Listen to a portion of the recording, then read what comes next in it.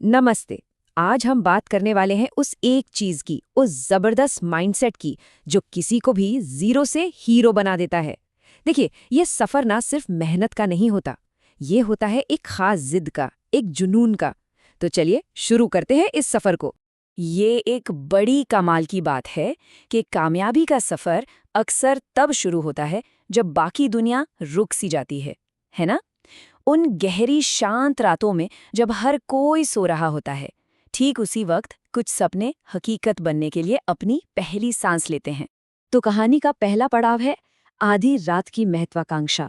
ये वो पल है, बिल्कुल वो पल जब कोई अकेले में सबसे छिपकर एक बड़ा सपना देखता है और बस उसे पूरा करने के लिए चुपचाप मेहनत में जुट जाता है। इस पूरे सफर की जो बुनियाद है ना, वो एक शब्द में है, जिद।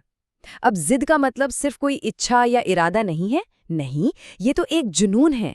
एक ऐसा पक्का इरादा जो किसी भी मुश्किल के सामने एक चट्टान की तरह खड़ा हो जाए। और यही वो जिद है जो एक आम इंसान को जीरो से हीरो बना देती है। अक्सर लोग जब किसी को कामयाब होते देखते हैं तो क्या कहते हैं? अरे किस्मत अच्छी थी, है ना? उन्हें लगता है कि ये कोई बाहर की ताकत है जो बस अचानक से मिल गई। लेकिन असलियत कुछ और ही होती है।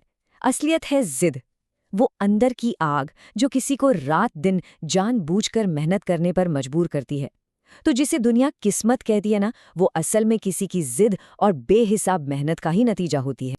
चलिए अब कहानी के दूसरे हिस्से में चलते हैं, जिसे हम कह सकते हैं अग्नि परीक्षा, क्योंकि यही वो मोड़ है जहां हर हीरो को परखा जाता है, जब उसका सामना होता है फेलियर से, असफलता की आग से।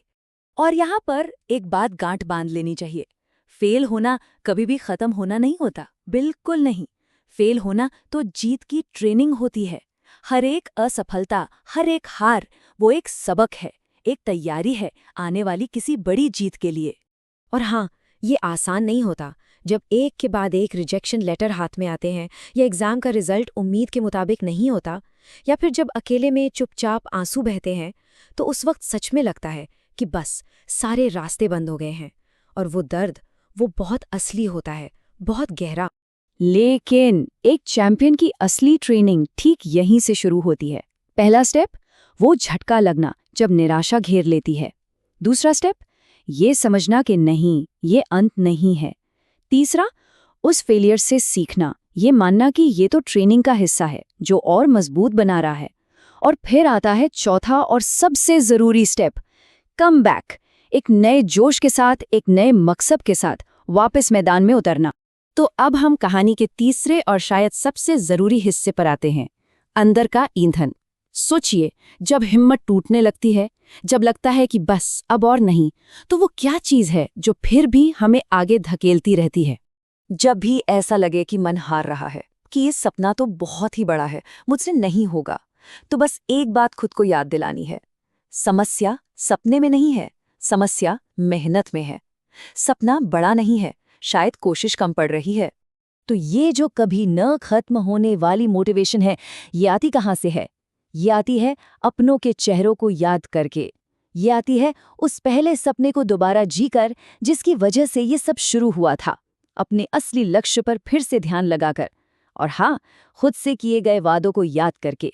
यही तो वो इमोशनल एंकर्स हैं जो हमें बिखरने से बचाते हैं। तो इन तीनों हिस्सों को जब हम जोड़ते हैं तो तैयार होती है जीरो से हीरो वाली सोच। ये असल में कुछ और नहीं, बस अपनी पुरानी सोच को एक नई, एक ज्यादा ताकतवर सोच से बदलने का सफर है। ये माइंडसेट में एक बहुत सीधा सा शिफ्ट है। देखिए, पुरानी सोच क्या कहती है कि कामयाबी तो किस्मत का खेल है, जबकि नई सोच मानती है कि नहीं, ये जिद का नतीजा है। पुरानी सोच के लिए फेलियर मतलब सब खत्म। नई सोच के लिए फेलियर जीत की ट्रेनिंग है। और जहां पुरानी सोच हार मान लेती है कि मेरा सपना बहुत बड़ा है, वहीं नई सोच कहती है नहीं, मेरी मेहनत कम पड़ रही है।